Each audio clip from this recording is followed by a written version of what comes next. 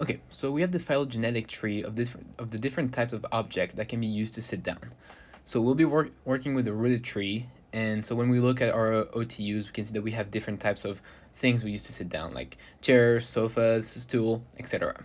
So when looking at the start of our tree over here, we can already spot the add group going on this branch. It's the beanbag, and the reason for it is because it's the only one that doesn't have a stable base like feet or like what the couch has.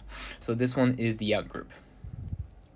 So when looking at the start of the tree, we can already see the first internal nodes with two branches going up and down. If we look at the one going down, so the difference between these two is whether or not you can lay on the object. So down we have another internal node, and that one depends on whether or not you can sleep on it. So if we go down and look at our first OTU, we have the sofa bed. But if we go up where we cannot we cannot sleep on that object, we have one more internal node with the lazy boy and the couch. Going back to our first internal node, we go up and have one more internal node. This one is depending upon if there is a backrest to it or not. So up there is a backrest, down there is no backrest. So we can see that there's one more RTU, which is the stool. When going up, we face another internal node with two branches.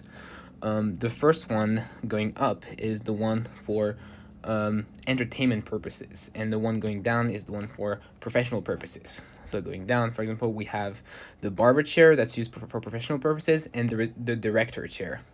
For non-professional purposes, we have the desk chair and the gaming chair. So we don't really see any anagenesis in these pieces because chairs have been very similar for a long time. They always consist of 4 feet in the backrest, besides for the stool or the beanbag. However, we do have some cladogenesis, and it's kind of made to fit the needs of human. So when there was a need to be watching a game while laying down and also having a place to hold a drink, they made the lazy boy. That's why. The most recent common ancestor of the desk chair is the gaming chair. The most common ancestor of the barber chair is the director chair. Then the most common ancestor of the lazy boy is the couch. The most common ancestor of the sofa bed are the lazy boy and the couch. And the most recent common ancestors of the stool are the desk chair, the gaming chair, the barber chair, and the director chair.